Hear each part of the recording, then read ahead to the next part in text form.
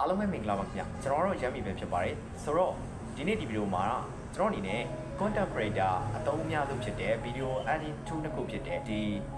InShot အကြောင်းကိုမျှဝေသွားမှာဖြစ်ပါတယ်ဒီ video editing လုပ်ရမှာအသုံးအများဆုံး application တစ်ခုရှိပါတယ်အဲ့ဒီ application တစ်ခုကတော့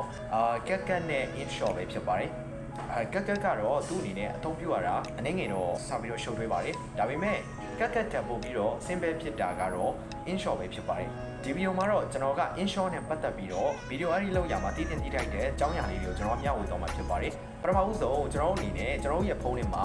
InShot application ရှိမထားဘူးဆိုရင်တော့ကျွန်တော်တို့အနေနဲ့ Play Store မှာသွားပြီးတော့ server မှာ InShot ဆိုပြီးတော့ရိုက်ရှာပါမယ်ရိုက်ရှာပြီးတော့သူ့ရဲ့ logo အကြောင်းလေးကတော့အနီရောင်လေးနဲ့ကင်မရာ logo ပုံစံလေးပဲဖြစ်ပါတယ်ရိုက်ရှာပြီးသွားပြီဆိုရင်တော့ InShot application နဲ့ကိုကျွန်တော်အနေနဲ့ဝင်ပါမယ်ဝင်ပြီးသွားပြီဆိုရင်တော့ကျွန်တော်အနေနဲ့ဗီဒီယိုတစ်ခုကိုကျွန်တော်တို့စပြီးတော့ edit လုပ်ဖို့အတွက် InShot တွေကိုဝင်ပါမယ်ဝင်တဲ့အခါမှာတော့ကျွန်တော်အနေနဲ့ဗီဒီယိုတစ်ခုကိုဖန်တီးမှုနဲ့ပတ်သက်ပြီးတော့အသုံးပြုတဲ့ tool တွေကိုမျှဝေသွားမှာဖြစ်ပါတယ်အသုံးပြုတဲ့ tool တွေကိုလည်းကျွန်တော်မျှဝေပြီးတော့ဒီဗီဒီယိုတစ်ခုကိုမျှဝေသွားမှာဖြစ်ပါတယ်ကျွန်တော်တို့ရဲ့ phone screen ထဲမှာ InShot app ကို down မထားရသေးရင်တော့ကျွန်တော်အနေနဲ့ပထမဆုံး Play Store ကိုတွားရပါမယ်Play Store ကိုရောက်ပြီဆိုရင်တော့ server မှာ InShot လို့ကျွန်တော်တို့အနေနဲ့ရိုက်ရှာလိုက်ပါမယ်သူ့ရဲ့ logo လေးကတော့နောက်ခံနီရောင်လေးနဲ့ကင်မရာ logo ပုံစံလေးပဲဖြစ်ပါတယ်ကျွန်တော်ကတော့ install လုပ်ထားတာဖြစ်တဲ့အတွက် open ကိုတစ်ခါတည်းနှိပ်လိုက်ပါမယ်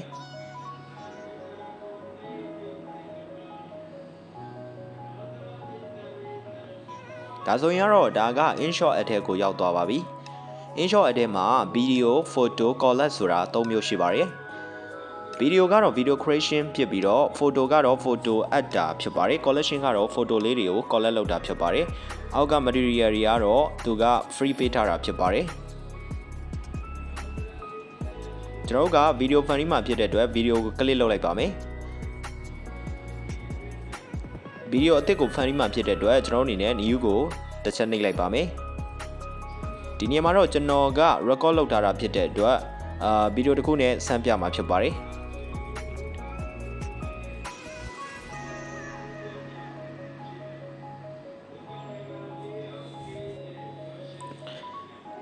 ဒါကတော့စောစောကကျွန်တော်ရိုက်ထားတဲ့ဗီဒီယိုလေးပဲဖြစ်ပါတယ်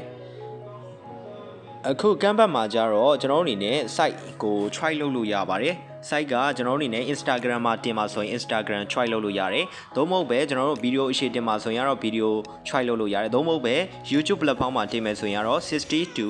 9အချိုးလုပ်လို့ရပါတယ်ဒါမှမဟုတ်လည်း TikTok မှာတင်မယ်ဆိုရင်တော့ TikTok အချိုးပေါ့နော်အမျိုးမျိုးလုပ်လို့ရပါတယ်ဒီကမ်းဘတ်မှာကျတော့ကျွန်တော်တို့က site ပုံစံကိုချိန်တာဖြစ်ပါတယ်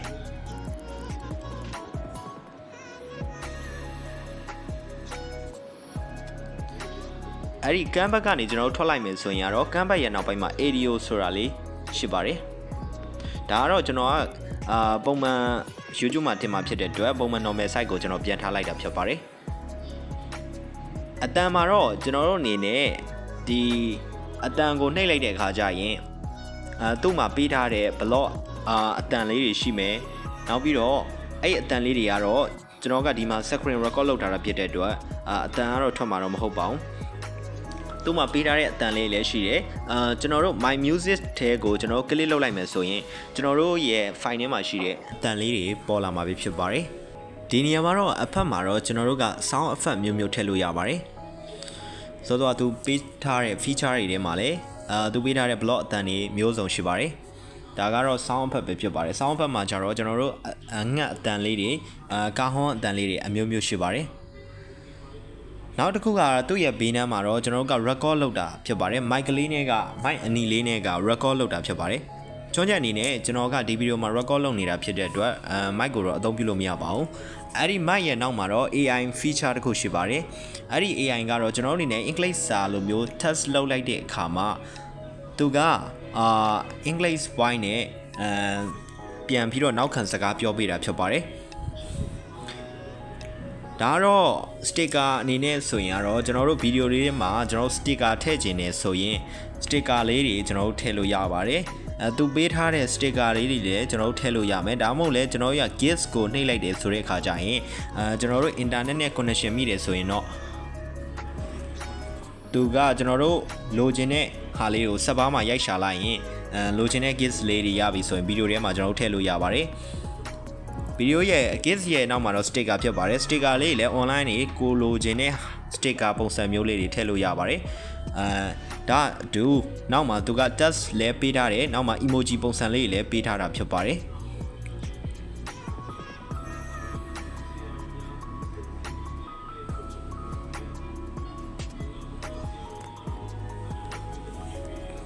ဒါကတော့ sticker feature တွေပဲဖြစ်ပါတယ် sticker feature လေးရဲ့နောက်မှာတော့ကျွန်တော်တို့ကစာရိုက်တဲ့ text ဖြစ်ပါတယ်အဲ့ text ကတော့ကျွန်တော်တို့အနေနဲ့ကျွန်တော်တို့ဗီဒီယိုထဲမှာထည့်ခြင်းတဲ့စာသားတွေကိုကျွန်တော်တို့ ਨੇ ရိုက်ပြီးတော့ထည့်လို့ရပါတယ်အဲ့လိုမျိုးရိုက်တဲ့အခါမှာလည်းကျွန်တော်တို့ရိုက်ထားတဲ့စာသားကိုပုံစံအမျိုးမျိုးနဲ့ကျွန်တော်တို့ကဖန်တီးလို့ရပါတယ်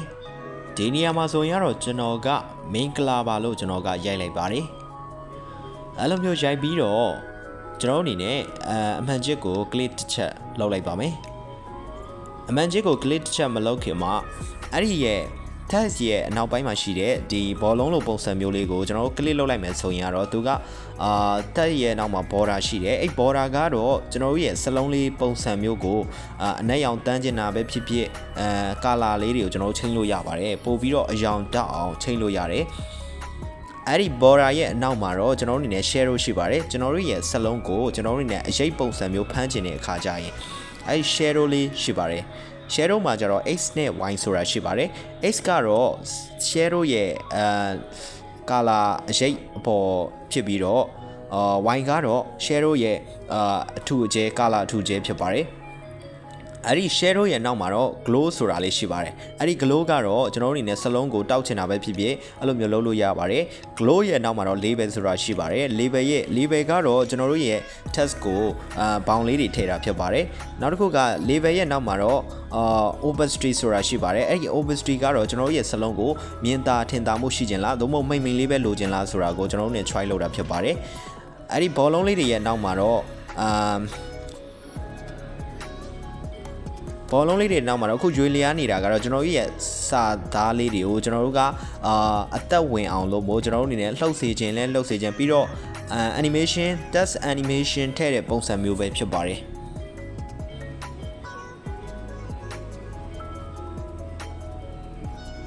ဒါကတော့ကျွန်တော်တို့အနေနဲ့ဒီ feature ကတော့ကျွန်တော်တို့အနေနဲ့မမြင်ချင်တဲ့နေရာမျိုးမှာအသုံးပြုတာဖြစ်ပါတယ်ကျွန်တော်တို့အနေနဲ့တခုခုကိုဗီဒီယိုလုပ်တဲ့အခါမှာမမြင်စေချင်ဘူးဆိုရင်ဒီ feature လေးကိုအသုံးပြုပါတယ်ဒီ feature လေးမှာကျွန်တော်အနေနဲ့ပုံစံမျိုးမျိုးရှိပါတယ်ဝါကျင်တာလားသို့မဟုတ်မဝါတဝါလေးပဲဖြစ်ချင်တာလားအဲ့လိုပုံစံမျိုးမျိုးလေးကိုကျွန်တော်အနေနဲ့အဆင်ပြေလို့အသုံးပြုလို့ရပါတယ်အဲ့ဒီ feature လေးရဲ့နောက်မှာတော့ကျွန်တော်အနေနဲ့ text ထဲကိုလိုချင်တဲ့စာကိုရိုက်ရေးလို့ရတဲ့ feature ပါပါတယ်ဒီ feature လေးကတော့ကျွန်တော်အနေနဲ့ကိုရိုက်တဲ့ဟာရိုက်ပြီးပြီဆိုရင်ကိုရိုက်တဲ့ဟာ stroke သေးသေးလေးနဲ့ရိုက်ချင်တာလည်းရတယ် stroke ကြီးကြီးနဲ့ရိုက်ချင်တာလည်းရတယ်ကိုရိုက်တဲ့စာသားကိုပြန်ဖြတ်ချင်တော့ခဲပြက်လေးကိုနှိပ်ပြီးမှကျွန်တော်တို့အနေနဲ့ပြန်ဖြတ်လို့ရပါတယ်ဒီ star ကတော့ကျွန်တော်တို့အနေနဲ့ effect ဖြစ်ပါတယ် effect ကတော့ကျွန်တော်တို့ဗီဒီယိုကိုလိုချင်တဲ့ပုံစံမျိုးလေးတွေဗီဒီယိုလေးတွေကကိုလိုချင်တဲ့ effect ပုံစံမျိုးလေးကျွန်တော်တို့ထည့်လို့ရပါတယ် effect ကတော့ကျွန်တော်တို့အမျိုးမျိုးရှိပါတယ်ဒီဗီဒီယိုမှာတော့ကိုနဲ့အဆင်ပြေသလို effect ကိုအသုံးပြုလို့ရပါတယ်ဒါပေမဲ့တချို့ effect တွေကကြတော့ကျွန်တော်တို့အနေနဲ့premium နေရှိပါတယ် premium တွေကတော့ကျွန်တော်တို့အနေနဲ့ဝယ်မှအဆင်ပြေမှာပါအခုကတော့ကျွန်တော်က premium နဲ့ကိုရောက်သွားတာဖြစ်ပါတယ်ဒါတော့မြန်မာငွေနဲ့ဆိုရင်ကတော့2000ကျော်လောက်တော့ရှိပါတယ်သူက premium အသုံးမပြုဘူးဆိုရင်ကတော့ premium ရန်မဟုတ်တဲ့တခြား feature တွေကိုပဲအသုံးပြုလို့ရမှာဖြစ်ပါတယ်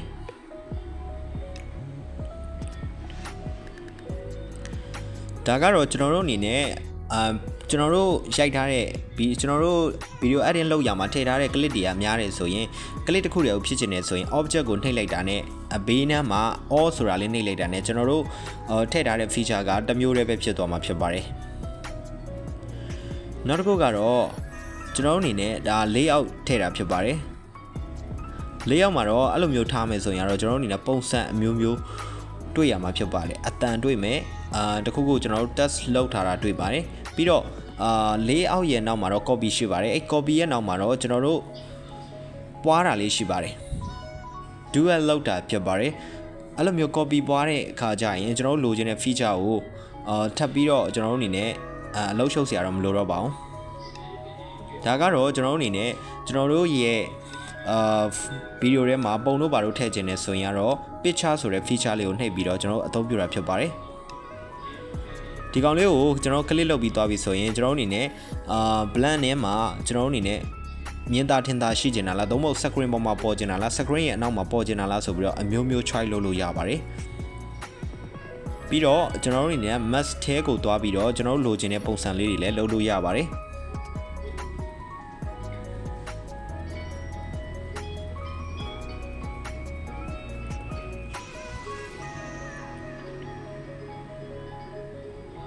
ဒါကတော့screen ပေါ်ကိုပုံပေါ်စေခြင်းတဲ့အခါမှာဒီ feature လေးကို picture ဆိုတဲ့ feature လေးကိုအသုံးပြုပြီးတော့photo ထည့်တာပဲဖြစ်ပါတယ်ပြီးတော့ picture ဆိုတဲ့ feature လေးကိုကျွန်တော်တို့အနေနဲ့ switch လုပ်လိုက်တဲ့အခါမှာဒီ feature လေးကရှေ့ကိုရောက်တော့မှာဖြစ်ပါတယ်အဲ့ဒီရှေ့ကိုရောက်နေတဲ့ feature လေးကို switch ပြန်လုပ်လိုက်ရင်တော့ကျွန်တော်ဗီဒီယိုရဲ့အတွင်းထဲကိုပြန်ရောက်တော့မှာဖြစ်ပါတယ်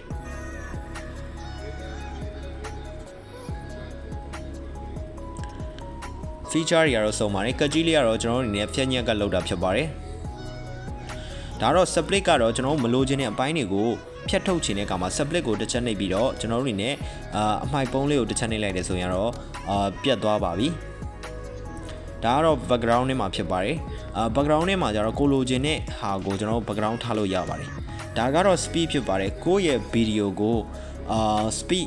နှိပ်ချင်တာလားမြင်ချင်တာလားဘယ်ပိုင်းကိုနှိမ့်ခြင်းလဲဘယ်ပိုင်းကိုမြန်ခြင်းလဲဆိုတာကိုဒီ feature လေးကိုအသုံးပြုပါတယ်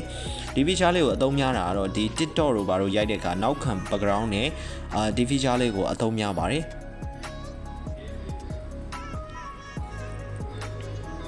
ကျွန်တော်ကတော့ normal ပဲကျွန်တော်ပြန်ထားလိုက်ပါတယ်ဒီ feature လေးကိုသူက preview အနေနဲ့ကြည့်ကျင်နေဆိုရင်လည်းရပါတယ်ဒီဗီဒီယိုမှာတော့ကျွန်တော်ကမကြည့်တော့ပါဘူးဗီဒီယိုစက္ကန့်ရှည်သွားမှာဆိုလို့ပါဒါကတော့ animation ပဲဖြစ်ပါတယ်ကျွန်တော်တို့ရဲ့ဗီဒီယိုလေးတွေကိုဘယ်လိုမျိုးပေါ်စေခြင်းလဲဆိုတာကိုဒီ animation နဲ့လုံးမှာပဲဖြစ်ပါတယ် animation မှာဆိုရင်တော့သူက in ရှိတယ်အောက်ရှိတယ်in ကကြတော့သူကရှေ့က animation လေးတွေဖြစ်ပါတယ်အောက်ကကြတော့ကျွန်တော်တို့ရဲ့နောက်မှာဘယ်လိုမျိုးလေးတွေပေါ်စေခြင်းလဲဆိုတော့နောက်ကဗီဒီယိုအချိတ်ဆက်လေးမှာဘယ်လိုမျိုးလေးပေါ်စေခြင်းလဲဆိုတာကိုအောက်မှာလောက်တာဖြစ်ပါတယ်ဒါကတော့ကျွန်တော်တို့ရဲ့ဗီဒီယို crop လုပ်လို့လည်းရပါတယ်ပြီးတော့ကျွန်တော်တို့ရဲ့ဗီဒီယို cutting လုပ်လို့လည်းရပါတယ်ကျွန်တော်တို့ရဲ့ဗီဒီယိုကအကုန်လုံးနောက်ခံ background တွေမပါစေခြင်းပဲနဲ့ cutting လုပ်လိုက်တယ်ဆိုရင်တော့ကျွန်တော်တို့ကလူပုံစံလေးပဲပေါ်လာမှာဖြစ်ပါတယ်ခုဆိုရင်တော့ကျွန်တော်ဗီဒီယိုထဲမှာကျွန်တော်ကလူပုံစံလေးပဲပေါ်နေတာဖြစ်ပါတယ်ဒါကတော့ကျွန်တော်ရဲ့ဗီဒီယိုလေးကို obviously လောက်လိုက်တဲ့အခါမှာကျွန်တော်ကမြင်သာထင်သာရှိကျင်တာလားတော့မဟုတ်မှိန်လေးပဲရှိကျင်တာလားကိုကြိုက်တယ်လို့ကိုအဆင်ပြေလို့လုပ်လို့ရပါတယ်နောက်ပြီးတော့ကျွန်တော်တို့မှာ freeze ဆိုတာလည်းရှိပါတယ်ဒါကတော့ rotate ပါကျွန်တော်တို့လိုချင်တဲ့ပုံစံကျွန်တော်တို့ရဘယ်ညာချင်းကျင်တာလားကျွန်တော်တို့ကအထက်အောက်ချင်းကျင်တာလားလုပ်လို့ရပါတယ်ဒါကတော့ freeze ဖြစ်ပါတယ် free ကိုလိုချင်တဲ့ဗီဒီယိုကိုကျွန်တော်တို့ကပုံသေးအတိုင်းပဲရှိကျင်နေဆိုရင်ကတော့ freeze ကိုကျွန်တော်တို့ကနှိပ်လိုက်ရမှာဖြစ်ပါတယ် freeze ကိုနှိပ်လိုက်ရင်တော့ကျွန်တော်တို့ရဲ့ဗီဒီယိုကပုံသေးအတိုင်းပဲဖြစ်သွားမှာဖြစ်ပါတယ် movement မရှိဘဲနဲ့ပုံသေးအတိုင်းဖြစ်သွားမှာဖြစ်ပါတယ် freeze ရဲ့နောက်မှာတော့ကျွန်တော်တို့က reback ဖြစ်ပါတယ် reback ကတော့ကျွန်တော်ရဲ့ဗီဒီယိုလေးတွေကိုပုံမှန်အတိုင်းပြတာမျိုးမဟုတ်ဘဲနဲ့နောက်ပြန်ပြီးတော့ပြတာဖြစ်ပါတယ်ဒီ reback ကတော့ကျွန်တော်တို့က TikTok တို့ဘာလို့အဲ့လိုမျိုးဆော့မယ်ဆိုရင်တော့ပို့ပြီးတော့ကောင်းပါတယ်နောက်ခံ background လေးနဲ့ဒါပေမဲ့ဒီဗီဒီယိုမှာတော့ကျွန်တော်က reback ကိုတော့ကျွန်တော်ကပြတော့မှာမဟုတ်ပါဘူးဒီတိုင်းပဲပြောတော့မှာဖြစ်ပါတယ်ဘာဖြစ်လို့လဲဆိုတော့ဗီဒီယိုစက္ကန့်ကပို့ပြီးတော့ရှည်သွားမှာဆိုလို့ပါဟုတ်ကဲ့ပါဒီ ဒီ feature လေးတွေကတော့ဒီလောက်ပါပဲနောက်ပြီးတော့ဗီဒီယိုတွေမှာကျွန်တော်တို့ရဲ့ဗီဒီယိုကိုကျွန်တော်တို့ကကျုံလိုက်ချိတ်လိုက်လဲလုပ်လို့ရတယ်ကျုံလိုက်ချိတ်လိုက်လို့ပြီးတော့မလိုအပ်တဲ့ဘိုင်းကိုဖျက်ရတဲ့အခါမှာလည်းဒီ InShot မှာအဆင်ပြေပါတယ်ပြီးတော့ကျွန်တော်တို့အနေနဲ့ဗီဒီယိုကိုနောက်ထပ် click ထပ်လုပ်မယ်ဆိုရင်တော့အပေါင်းလက္ခဏာလေးကိုနှိပ်ပြီးတော့ကျွန်တော်တို့ရဲ့ Eleven ထဲမှာရှိတဲ့ဗီဒီယိုနဲ့ပုံတွေကိုလည်းထည့်လို့ရတယ်ပြီးတော့သူ့မှာပေးထားတဲ့ material တွေထဲမှာ output ကျွန်တော်တို့ရဲ့ intro လည်းရှိမယ် outro လည်းရှိမယ်ဗီဒီယိုအဆုံးလေးမှာထည့်တဲ့ outro လည်းရှိမယ်ဒါတွေကိုလိုအပ်တယ်လို့အသုံးပြုလို့ရပါတယ်